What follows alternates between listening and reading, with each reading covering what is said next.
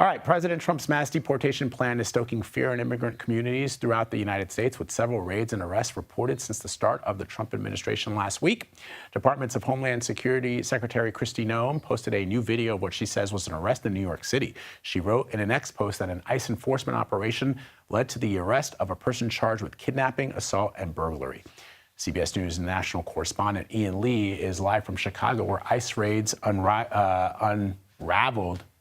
That's probably not the right word, where they took place on Sunday. Ian, let's talk about this. Ford, Kraft, Heinz, and PepsiCo are just some of Chicago's biggest companies in the region. How are the businesses and communities reacting to the arrests and the detainments? Oh, Vlad, if I were to sum it up in a word, anxious. These are companies that are worried that their workforce could be arrested, could be deported, that it could affect their operations, it could raise the cost of food. And this just isn't in Chicago, but across the country. There is this concern that the United States is entering some uncharted waters, that this workforce could be deported. And what does that mean for companies that do rely on immigrants? Now, there is a proactive measure that they're hoping for, too. These companies are calling for the Trump administration and members of Congress to come up with a bipartisan solution that people who may be in the country illegally, but who don't have any other criminal convictions, who are holding down jobs, that there could be some sort of pathway for them to have citizenship or at least be in the country legally, and so that it doesn't affect their operations.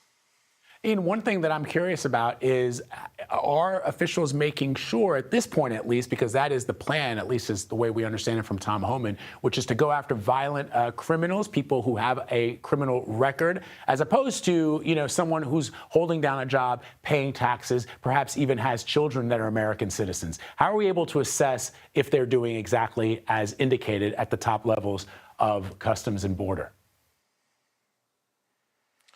Yeah, Vlad, ICE has been releasing the numbers of people that they've been detaining on Sunday. It was around 900 yesterday, just shy of 1,200.